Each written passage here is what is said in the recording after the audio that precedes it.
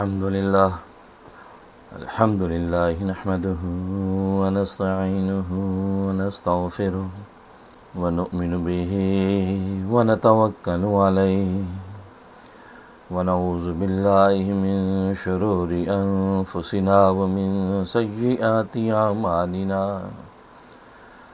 من يهده الله فلا مضل له ومن يضلله فلا هادي له ونشهد أن لا إله إلا الله وحده لا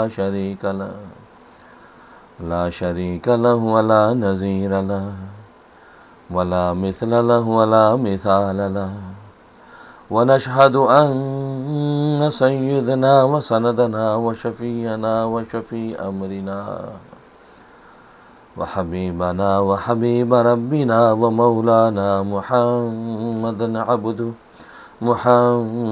عبده ورسوله أرسله الله إلى كافة للناس بشيرا ونذيرا وداعيا إلى الله بإذنه وسراجا منيرا أما بعد فأعوذ بالله من الشيطان الرجيم بسم الله الرحمن الرحيم الف لام ميم حسب الناس أن يتركوا آمنا وهم لا يفتنون. بزرگان محترم، برادران عزیز اور میری اسلامی بہن، اللہ تبارک و تعالیٰ کا احسان ہے کہ آج ہم رحم ٹی وی کی پیشکش تفسیر منیر کا افتتاح کر رہے ہیں. یہ بات آپ جانتے ہیں کہ پہلے سے درس قرآن جاری تھا. آج سے ہم رحم ٹی وی کی پیشکش کے طور پہ اس درس قرآن کو بعنوان تفسیر منیر آپ کے سامنے پیش کریں گے، اور انشاءاللہ یہ سلسلہ ہر جمعرات رات 9 بجے جاری اور ساری رہے گا. جیسا کہ آپ جانتے کہ قرآن کریم اللہ تبارک و تعالیٰ کی وہ باعظمت کتاب ہے کہ جس کو تمام کتابوں پر اور تمام کلاموں پر وہی فضیلت اور شان حاصل ہے جو خود اللہ تبارک و تعالیٰ کو اپنی مخلوق پر حاصل ہے. ظاہر ہے کہ کلام الملوک کی ملوک الکلام، بادشاہوں کا کلام کلاموں کا بادشاہ ہوتا ہے، تو بادشاہوں کے بادشاہ کے کلام کی عظمت کا کیا حال ہے. اس کلام کی ترجمہ، تفسیر، معنی، مطالب اور مسائل اور معارف بیان کرنے کا اللہ تبارک و تعالیٰ موقع فراہم کر رہے ہیں، اور یقیناً یہ معلم اور متعلم دونوں کے لیے سعادت اور نور ہے. آج ہم گفتگو کریں گے سورۃ عنکبوت سے، اس لیے کہ مختلف مواقع پر مختلف صورتوں پر گفتگو ہوتی رہی ہے اور تسلسل سے یہ سلسلہ جاری تھا. آج انشاءاللہ سورۃ عنکبوت سے گفتگو. میں عرض کر رہا تھا کہ سورۃ عنکبوت مکی صورت ہے. مکی ہونے کا مطلب یہ ہے کہ ہجرت مدینہ سے پہلے نازل ہوئی ہے، کیونکہ ناظرین جو صورتیں اور آیات ہجرت مدینہ سے پہلے نازل ہوئی ہیں ان کو مکی کہا جاتا ہے، اور جو ہجرت مدینہ کے بعد نازل ہوں ان کو مدنی کہا جاتا ہے. بھلے وہ فتح مکہ کے بعد مکہ ہی میں نازل ہوئی ہیں، وہ بھی مدنی کہلاتی ہیں. تو یہ سورۃ عنکبوت مکی ہے، اور مکی صورتوں میں بنیادی طور پر اللہ تبارک و تعالی نے عقائد ثلاثہ پر گفتگو کی ہے: عقیدہ توحید، عقیدہ رسالت، اور عقیدہ معاد، یعنی عقیدہ آخرت، مرنے کے بعد دوبارہ زندہ ہونا. یہ 3 عقائد پر مکی صورتوں میں گفتگو کی گئی ہے. ظاہر ہے کہ اس مکی دور کے اندر عقائد اور نظریات کی اصلاح مطلوب تھی، اس لیے عقائد پر گفتگو ہوئی. اور مدنی صورتوں میں دین اور شریعت کے دیگر مسائل پر گفتگو ہے، یہ عبادات ہے، معاشرت ہے، معاملات ہیں، ان کو تفصیل سے بیان کیا گیا ہے. تو سورۃ عنکبوت یہ مکی صورت ہے، اگرچہ بعض مفسرین کا قول یہ ہے کہ اس کی پہلی جو 10 آیات ہیں وہ مدنی ہیں. ناظرین ایک بات یاد رکھیں کہ قرآن کریم کی صورتوں میں اللہ تبارک و تعالی ایک دعویٰ فرماتے ہیں، اس دعوے پر دلائل پیش کرتے ہیں۔ سورۃ عنکبوت میں بھی اللہ تبارک و تعالی نے دعویٰ فرمایا اور اس دعوے پر دلائل پیش کیے ہیں۔ ان دلائل کی تفصیل میں آیات کے ساتھ ساتھ ذکر کروں گا۔ اس صورت مبارکہ میں بھی دعویٰ اللہ تبارک و تعالی نے فرمایا تشجیع المومنین کا، یعنی ایمان والوں کی شجاعت اور دلیری اور بہادری کا دعویٰ فرمایا ہے، اور اس پر 13 دلائل پیش کیے ہیں، جن میں 8 دلائل نقلی ہیں اور 5 دلائل عقلی ہیں۔ کیونکہ ان صورتوں میں جب اللہ تبارک و تعالیٰ کوئی دعویٰ نقل فرماتے ہیں تو اس پر جو دلائل دیتے ہیں ان میں بعض دلائل نقلیہ ہوتے ہیں اور بعض دلائل عقلیہ ہوتے ہیں۔ دلائل نقلیہ کا مطلب یہ ہے کہ امم سابقہ میں یا انبیاء سابقین کے اندر جو واقعات اور جو قصص منقول ہیں، ان واقعات اور قصص کو سامنے رکھتے ہوئے اللہ تبارک و تعالیٰ دلائل پیش کرتے ہیں۔ ان واقعات کا حوالہ دے کر اللہ تبارک و تعالیٰ ایک مضمون پیش کرتے ہیں۔ اور دلائل عقلیہ کا مطلب یہ ہے کہ انسان کے اپنے وجود اور وجود سے باہر کی جتنی چیزیں نظر آتی ہیں کائنات میں، ان چیزوں کو سامنے رکھ کے اللہ تبارک و تعالیٰ دلائل پیش کرتے ہیں۔ یہی وجہ ہے کہ دلائل عقلیہ کی پھر 2 قسمیں ہیں۔ ایک دلائل انفسی، یعنی جس کا تعلق انسان کے اپنے نفس اور ذات کے ساتھ ہے، انسان کی ذات کو سامنے رکھ کے اللہ تبارک و تعالیٰ دلائل پیش کرتے ہیں۔ دوسرے دلائل آفاقی، کہ انسان سے باہر کی جو کائنات ہے اس کائنات کو سامنے رکھ کے اللہ تبارک و تعالیٰ دلائل پیش کرتے ہیں۔ پھر اس آفاقی جو دلائل ہیں ان کی 2 قسمیں ہیں۔ ایک عرضی ہے، یعنی عرض کہتے ہیں زمین کو، زمینی حقائق کے ساتھ جو چیزیں متعلق ہیں ان چیزوں کو سامنے رکھ کے اللہ تبارک و تعالیٰ دلیل پیش کرتے ہیں۔ دوسرے جو سماوی ہیں کہ آسمان اور آسمان سے اوپر کی جتنی چیزیں ہیں ان کو سامنے رکھ کے اللہ تبارک و تعالیٰ دلائل پیش کرتے ہیں۔ تو گویا کہ دلائل نقلیہ اور دلائل عقلیہ، ان دونوں کو سامنے رکھ کے اللہ تبارک و تعالیٰ اپنے اس دعوے کو ثابت فرماتے ہیں۔ اور پھر اس کے علاوہ دیگر مضامین ہیں، شبہ کا ازالہ ہے، یا اسی طریقے سے دیگر اور بہت سے ضمنی مضامین ہیں، ان کو بھی ساتھ ساتھ اللہ تبارک و تعالیٰ ذکر کرتے ہیں۔ تو سورۃ عنکبوت کا انشاءاللہ آج ذکر ہوگا۔ اور جیسا کہ میں نے عرض کیا تھا کہ قرآن کریم ایک باعظمت کتاب ہے، اور اللہ تبارک و تعالیٰ کی اس کتاب کو تمام کتابوں اور کلاموں پر ایسی فضیلت حاصل ہے جیسے خود اللہ تبارک و تعالیٰ کو ساری کائنات اور اپنی ساری مخلوق پر حاصل ہے۔ ناظرین، جہاں تک میرے ذاتی علمی تعارف کا تعلق ہے تو میں نے اپنے وقت کے بڑے بڑے ائمہ اور بڑے بڑے استاد تفسیر اور حدیث جو علماء کرام ہیں ان سے علمی استفادہ کیا ہے۔ چنانچہ میں پاکستان کی ایک معروف درسگاہ جامعۃ العلوم الاسلامیہ علامہ بنوری ٹاؤن کراچی سے فارغ التحصیل ہوں، اور میں نے افتاء بھی اسی ہی جامعہ سے کیا ہے۔ چنانچہ میرا علمی استفادہ اپنے وقت کے بڑے بڑے اکابر اور اولیاء کاملین سے ہے۔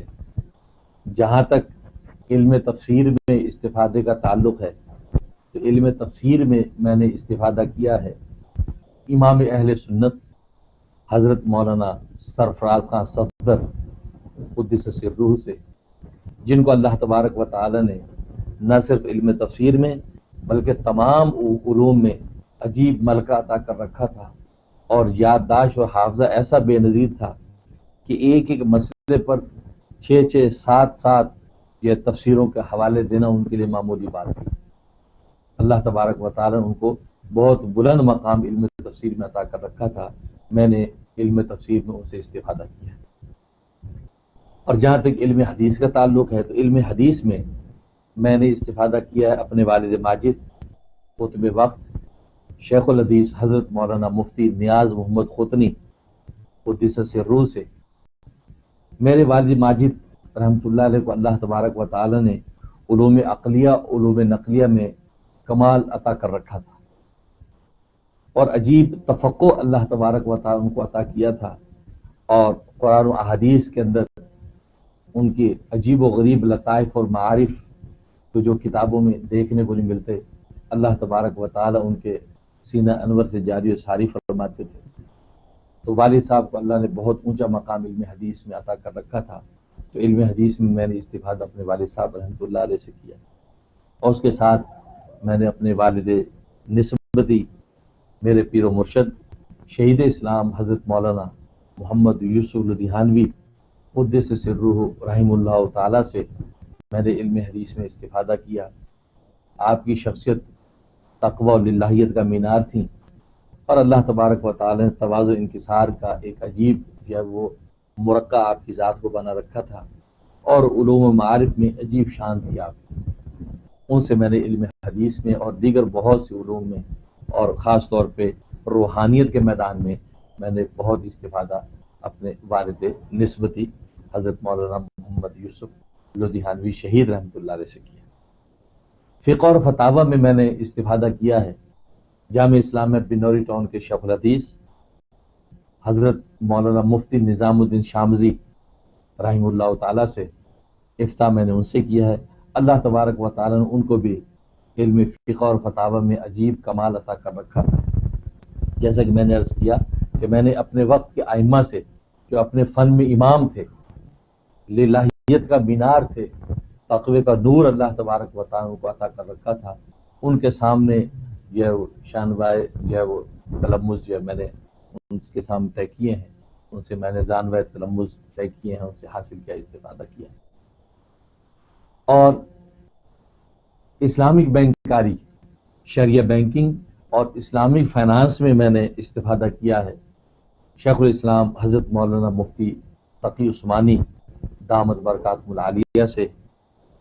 اللہ تبارک و تعالی نے حضرت کی شخصیت کو ایسا بے نظیر مقام عطا کر رکھا ہے کہ آپ کی شخصیت کسی تعارف کی محتاج نہیں ہے، جدید دنیا میں بھی اور قدیم درسگاہوں میں بھی آپ کا نام ہر طرف ہے، اور بے شمار کتابوں کے مصنف، اور خاص طور پہ شریعہ بینکنگ اور اسلامی فائنانس میں آپ نے یہ امت کے لیے بڑے مجتہدانہ فیصلے کیے ہیں۔ اس کے علاوہ دیگر بہت سے اساتذہ ہیں اور بہت سے اولیاء کاملین ہیں جس سے میں نے استفادہ کیا ہے۔ روحانیت کے علوم یعنی تصوف اور تزکیہ میں میرے پیر و مرشد تو میرے والد نسبتی ہیں شہید اسلام حضرت مولانا محمد یوسف لدھیانوی شہید رحمۃ اللہ علیہ، اور میرا سلسلہ چشتیہ صابریہ ہے، اور اسی سلسلے میں آگے بیعت بھی کرتا ہوں، اور اصلاح و ارشاد کا سلسلہ چلتا ہے۔ عملیات و تعویذات اور اس روحانی پریشانیوں کے علاج کے حوالے سے میں نے استفادہ کیا ہے سلطان الاولیاء حضرت مولانا احمد علی لاہوری رحمہ اللہ تعالیٰ کے ایک مجاز صحبت تھے حاجی یوسف صاحب گیرج والے کراچی میں نے براہ راست ان سے استفادہ کیا ہے، اور ان کے ذریعے سے مجھے مولانا احمد علی لاہوری رحمہ اللہ تعالیٰ کے بہت سے فیض و برکات ملے۔ اور اس کے علاوہ میرے دادا پیر قطب العالم حضرت شیخ الحدیث مولانا محمد زکریا کاندھلوی مہاجر مدنی قدس سرو کے بہت سے اعمال اور اشغال میرے اپنے پیر و مرشد کے ذریعے سے مجھے ملے ہیں، اور اسی کے ذریعے سے میں خدمت خلق کرتا ہوں۔ بارکہ ناظرین، حقیقت تو یہی ہے کہ یہ ان اکابر امت سے مجھے ناکارہ نے جو علمی استفادہ کیا ہے، اللہ سے میں دعا کرتا ہوں کہ اللہ تبارک و تعالی مجھے اس کا حق ادا کرنے کی توفیق عطا فرمائے، اور مجھے ایک ذریعہ بنائے کہ میرے ذریعے سے وہ علوم و معارف، وہ معنی اور مطالب آپ تک پہنچیں، اور آپ کا بھی سینہ مربر ہو۔ ظاہر ہے کہ میں ایک ناکارہ طالب علم ہوں، کوشش کروں گا کہ میرے ذریعے سے ان حضرات کے علوم و معرفت آپ تک پہنچے۔ ظاہر ہے کہ یہ تفسیر منیر کا درس ایک خالص علمی درس بھی ہے، اور آپ میں سے ناظرین میں بہت سے لوگ عوامی انداز کے لوگ بھی ہیں جن کو عوامی سطح کے مطابق بھی ان علوم و معارف کو سمجھانا ہے، تو کوشش کروں گا کہ علمی جو اس میں مسائل ہیں ان کو آسان سلیس انداز سے آپ کے سامنے پیش کر دوں۔ ظاہر ہے کہ قرآن کریم تو خود علم کا مرقع ہے، اس لیے آپ حضرات ہر بات کو پوری غور و فکر و تدبر کے ساتھ، توجہ کے ساتھ اس درس کو سنیں۔ ظاہر ہے کہ اس درس کی عظمت آپ سمجھ سکتے ہیں کہ ظاہر ہے کہ ہر کتاب کی ایک عظمت ہوتی ہے، اس قرآن کریم کی عظمت کا جو عالم ہے وہ آپ جانتے ہیں۔ قرآن کریم یہ اللہ تبارک و تعالی یہ آخری کتاب ہے جو سرکار دو عالم صلی اللہ علیہ وسلم پر نازل ہوئی ہے، اس لیے کہ اللہ تبارک و تعالیٰ کی یہ سنت ہے کہ اللہ تبارک و تعالیٰ نے اس کائنات کے وجود و بقا کو ہدایت کے ساتھ جوڑ رکھا ہے۔ جب تک اس کائنات کے اندر ہدایت باقی رہتی ہے اس وقت تک اس کائنات کا وجود باقی رہے گا۔ جب اس کائنات سے ہدایت ختم ہو جائے گی، ہدایت اٹھ جائے گی اور ایک بھی شخص اللہ اللہ کہنے والا باقی نہیں رہے گا، اللہ تبارک و تعالی اس کائنات کو فنا کر دیں گے۔ اس لیے حدیث میں آتا ہے، صحیح مسلم کی حدیث ہے، لا تقوم الساعة حتى يقال في الارض اللہ اللہ، اس روئے زمین پر اس وقت تک قیامت قائم نہیں ہوگی جب تک اس روئے زمین پر ایک بھی شخص اللہ اللہ کہنے والا باقی رہے گا۔ تو گویا کہ اس کائنات کے وجود کو اللہ تبارک و تعالی نے ہدایت کے ساتھ جوڑ رکھا ہے، اور ہدایت کو اللہ تبارک و تعالی نے نبوت کے ساتھ جوڑا ہے۔ نبوت کے ذریعے سے اللہ تبارک و تعالی انسانوں تک ہدایت پہنچاتے ہیں۔ چنانچہ 1,24,000 کم و بیش انبیاء کرام اللہ تبارک و تعالی نے بھیجے، جن کے ذریعے سے روحانی ہدایت انسانوں تک پہنچی ہے۔ اور یہی وجہ ہے کہ سب سے پہلا انسان جو زمین پر اتارا اس کو نبی بنا کر اتارا، اس لیے کہ اگر اس کو نبی بنا کر نہ اتارتے، وہاں نبوت اگر نہ ہوتی، تو پہلا انسان جو زمین پر اترتا وہ بغیر ہدایت کے اترتا، تو اس کے لیے پھر کسی نبی کو بھیجنا پڑتا، پھر ہدایت کا راستہ اس کے لیے کھلتا، اور اس پر ایک طویل عرصہ ایسا بھی گزرتا کہ جو ہدایت سے خالی ہوتا۔ تو اللہ تبارک و تعالیٰ کو یہ گوارا نہیں تھا کہ انسانیت کا پہلا فرد جو زمین پر قدم رکھے وہ بغیر ہدایت کے ہو، لہذا اس لیے اللہ تبارک و تعالیٰ نے آدم علیہ السلام کو نبی بنا کر اتارا، تاکہ نبوت لے کے آئیں گے تو ہدایت ساتھ کی ہوگی۔ تو گویا کہ اللہ کو اتنے لمحے کی بھی ہدایت سے جو روگردانی گوارا نہیں تھی، اس لیے پہلا انسان نبی بنا کر اتارا گیا۔ چنانچہ آدم علیہ السلام پہلے انسان بھی ہیں اور پہلے نبی بھی ہیں، اور انسانیت کا یہ وہ پہلا فرد ہے کہ جو ہدایت سے خالی نہیں بلکہ روحانی ہدایت لے کر آیا۔ اس سے ناظرین آپ اندازہ لگا سکتے ہیں کہ روحانی ہدایت اللہ تبارک و تعالیٰ کو کس قدر مطلوب ہے کہ ایک شخص گمراہی اور ضلالت میں رہے، یہ مخلوق اپنے خالق کو نہ پہچانے، یہ مملوک اپنے مالک کو نہ پہچانے، یہ مرزوق اپنے رازق کو نہ پہچانے، یہ اللہ تبارک و تعالیٰ کو گوارا نہیں، اس لیے پہلا انسان نبی بنا کر اتارا۔ اور پھر نبیوں کو اللہ تبارک و تعالیٰ نے معجزات دیے۔ معجزہ نبوت کی دلیل ہوتا ہے، ہر نبی اپنے زمانے میں آیا کوئی نہ کوئی معجزہ پیش کیا۔ معجزے کا مطلب ہے کہ خرق عادت، انسانی طاقت سے باہر کا ایک عمل جو اس نبی کے ہاتھ پر اللہ ظاہر کرتے ہیں، تو انسانیت دیکھتی ہے کہ بھئی یہ تو قوت بشری سے مافوق ایک عمل ہے، یہ تو ہماری طاقت سے باہر ہے، یہ مافوق طاقت البشریہ ہے، یہ تو ہم تو پیش نہیں کر سکتے یہ عمل۔ تو یہ عجز اس بات کی دلیل ہوتا ہے کہ جب یہ انسان پیش کر رہا ہے تو یقیناً یہ اللہ تبارک و تعالیٰ کا نبی ہے جو معجزاتی طور پر یہ عمل انسانوں کو دکھاتا ہے۔ اس لیے کہ معجزے کا لفظ اعجاز سے ہے، اور اعجاز کا معنی عاجز کر دینا۔ نبی جو معجزے کے طور پہ عمل پیش کرتا ہے وہ انسانوں کو عاجز کر دیتا ہے۔ انسان اس کے سامنے سر نہیں اٹھا سکتے، یہ نہیں کہہ سکتے کہ ہم بھی ایسا عمل کر سکتے ہیں، یہ کون سا کمال ہے، ہم بھی یہ کر سکتے ہیں، یہ کون سا کمال ہے، ہم بھی ایسا قرآن لا سکتے ہیں، یہ کون سا کمال ہے۔ نہیں، وہ عاجز ہو جاتے ہیں۔ وہ عجز ان سے اقرار کرواتا ہے اس بات کی کہ یہ بندہ واقعی اللہ تبارک و تعالیٰ کا مبعوث کیا ہوا ہے۔ چنانچہ ہر نبی نے معجزہ پیش کیا۔ چنانچہ آپ انبیاء کی تاریخ اٹھا کے دیکھیں، ہر نبی اپنے زمانے میں معجزہ پیش کرتا رہا۔ چنانچہ یہ معجزے مختلف انداز سے عملی معجزے نبی دیتے رہے۔ حضرت صالح علیہ السلام ناقہ صالحہ کے صالح کا معجزہ پیش کیا، چٹان میں سے اونٹنی پیدا ہو رہی ہے۔ حضرت موسیٰ علیہ السلام نے عصا پھینکا تو عصا موسیٰ ید بیضا کا معجزہ پیش کیا۔ عیسیٰ علیہ السلام نے معجزات پیش کیے، مردوں کو زندہ کر کے دکھایا، مادہ زاد اندھوں کو بینا کر دیا۔ ابراہیم علیہ السلام کو آگ میں ڈالا گیا، آگ ان کے سامنے گل گلزار ہو گئی۔ تو یہ معجزات تھے جو نبیوں کے وجود سے ظاہر ہوئے، یہ سب عملی معجزے تھے۔ عملی معجزے کا مطلب یہ کہ جب تک عامل کی ذات موجود ہے اس وقت تک وہ معجزہ موجود ہے، جب عامل کی ذات پردہ کر جاتی ہے تو معجزہ بھی دفن ہو جاتا ہے۔ چنانچہ وہ انبیاء سابقین جب دنیا سے پردہ کر گئے ان کا معجزہ بھی ان کے ساتھ ہی دفن ہو گیا۔ لیکن سرکار دو عالم صلی اللہ علیہ وسلم کو اللہ تبارک و تعالی نے ختم نبوت کا تاج پہنا دیا اور آخری نبی بنایا، آخری نمونہ عمل بنایا انسانیت کے لیے، آپ کو ایک معجزہ ایسا عطا کیا گیا جو علمی معجزہ ہے. عملی معجزات آپ کے ہیں، بے شمار معجزات ہیں عملی معجزات. آپ نے انگلی کے اشارے سے چاند کے 2 ٹکڑے کر دیے.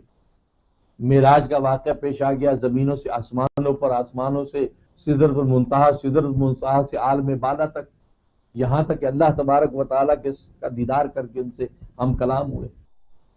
یہ معجزہ اسراء و معراج کا عطا کیا.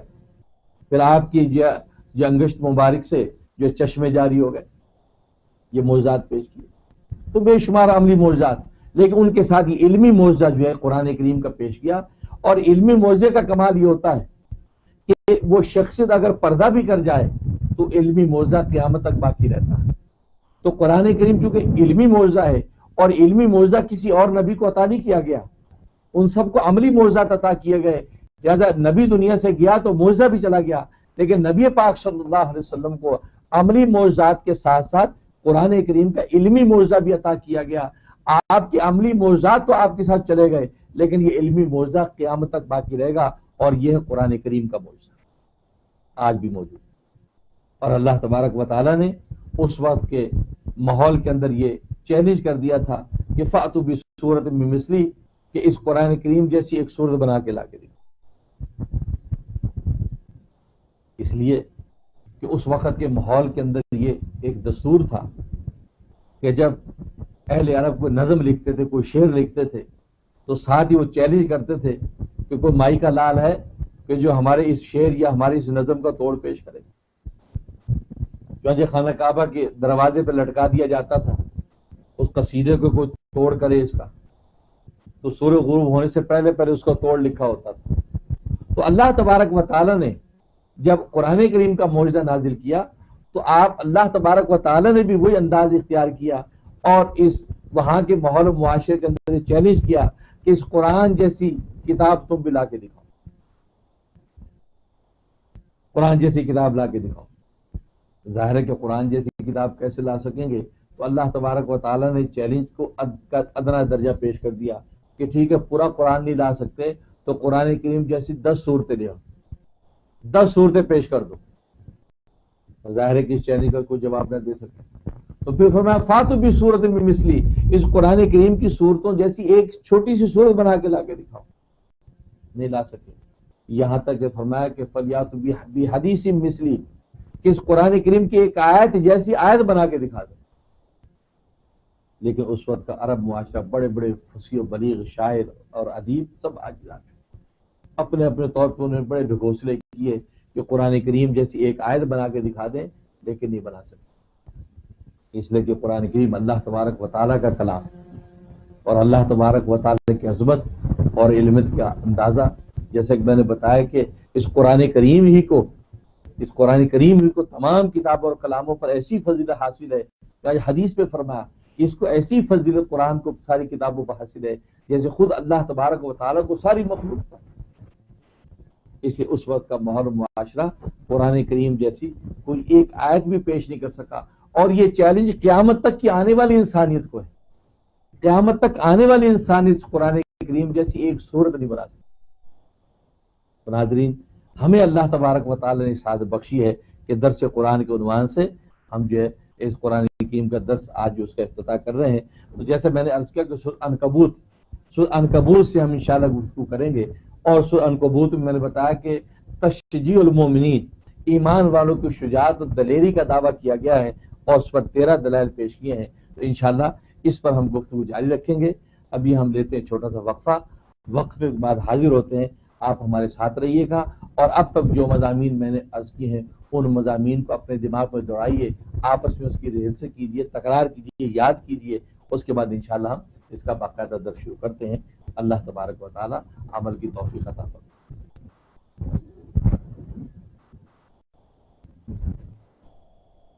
یہاں جو الف لام میم یہ ایک حرف نہیں ہے، خود حدیث میں فرمایا کہ الف حرف، لام حرف، میم حرف.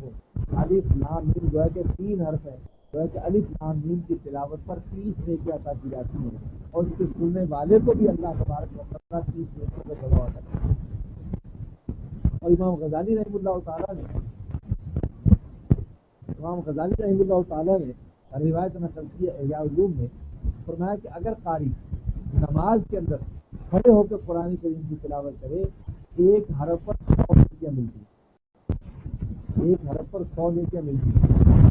اور اگر قاری نماز کی حالت میں بیٹھ کر قرآن کریم کی تلاوت کرے، ایک حرف پر 50 نیکیاں ملتی ہیں۔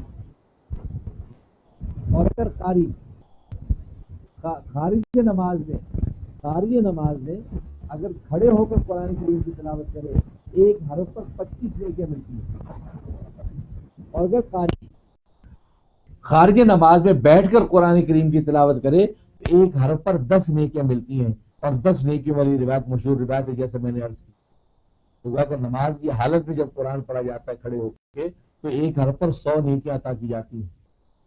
آپ اندازہ کیجئے کہ ایسا کوئی کلام ہے کہ جس کی ایک ایک حرف پر 100 نیکیاں، 50 نیکیاں عطا کی جاتی ہیں۔ ایون کہ قرآن کریم کا عظمت کا اندازہ آپ اس سے لگائیے کہ قرآن کریم میں شیطان کا لفظ بھی ہے، قرآن کریم میں فرعون کا لفظ بھی ہے، حامان کا لفظ بھی ہے، اللہ کے دشمنوں کا ذکر بھی ہے، منافقین کا بھی لفظ ہے، کافر کا بھی لفظ موجود ہے۔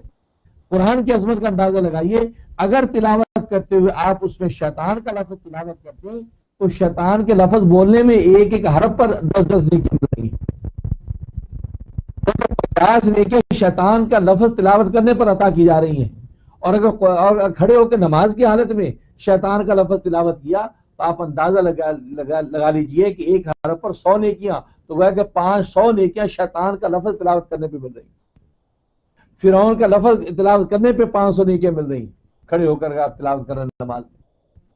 تو کیا کوئی ایسی کوئی کتاب ہے، ایسا کوئی کلام ہے کہ جس میں اللہ تبارک و تعالیٰ ایک ایک حرف پر گویا کہ دشمنان خدا کا نام لے اور اس پر بھی آپ کو اجر ملے؟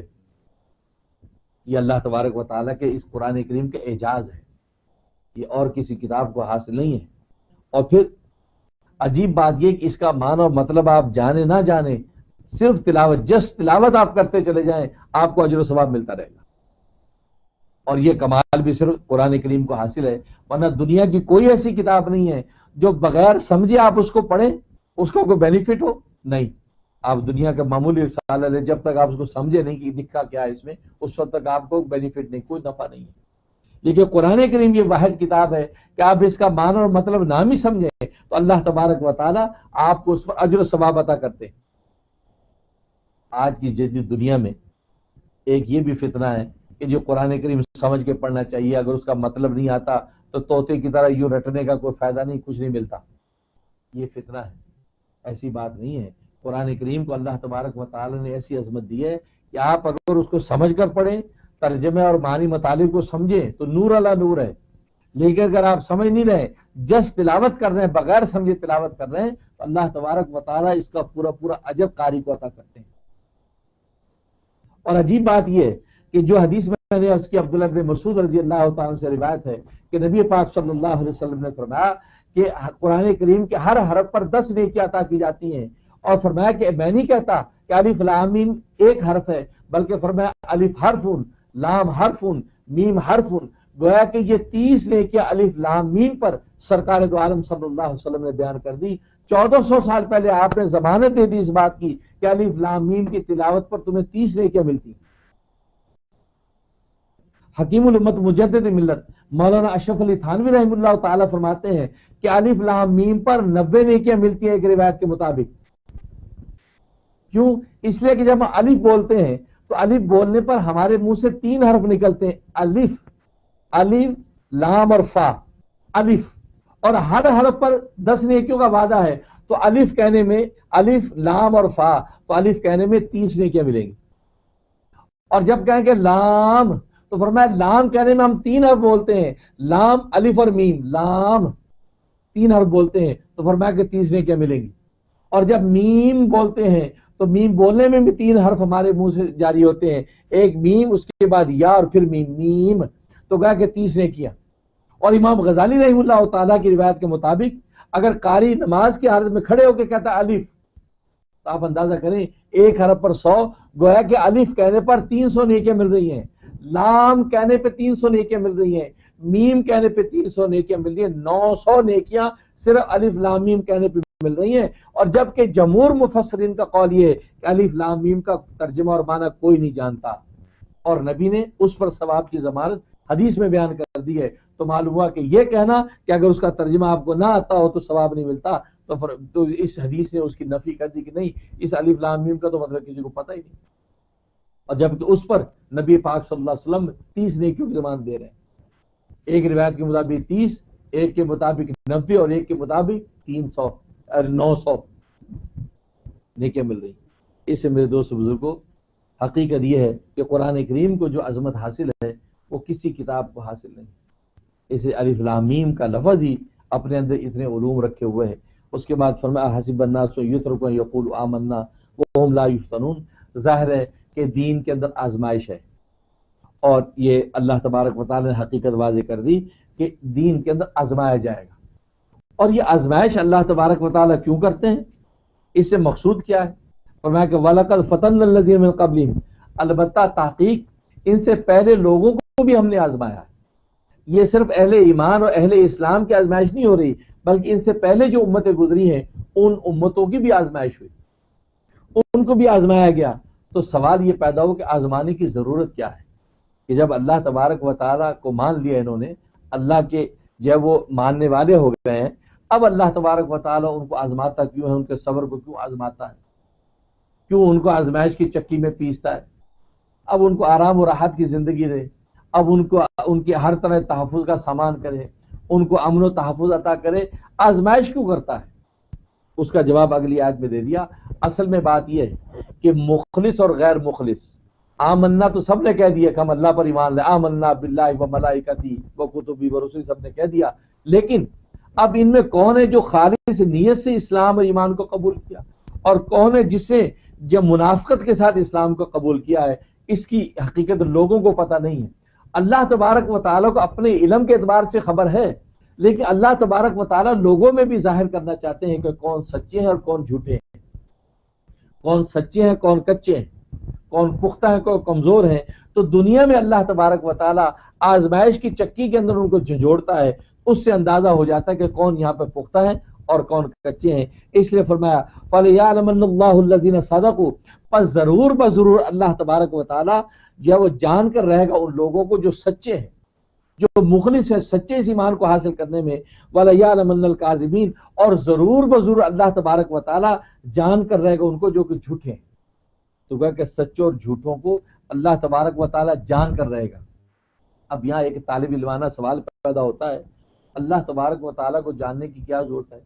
اللہ تبارک و تعالیٰ تو جانتے ہیں کون سچا کون جھوٹا ہے، تو پھر یہاں پر کیوں فرمایا کہ اللہ تبارک و تعالیٰ ضرور جان کے رہے گا؟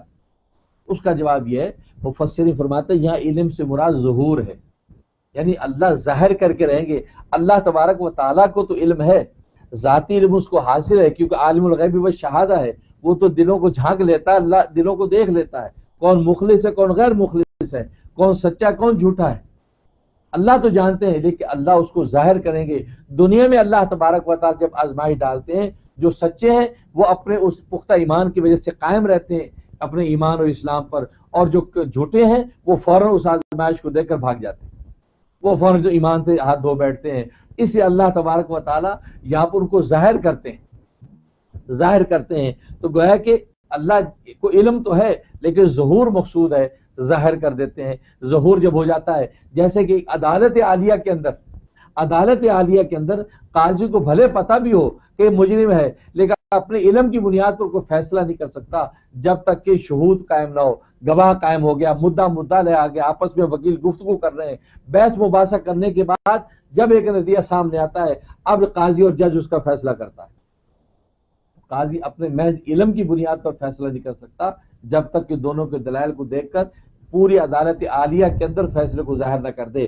بالکل اسی طریقے سے اللہ تبارک و تعالیٰ یہ اس لیے آزمائش ڈالتے ہیں تاکہ دنیا میں اللہ تبارک و تعالیٰ سچے اور جھوٹوں کو ظاہر کر کے الگ الگ کرے۔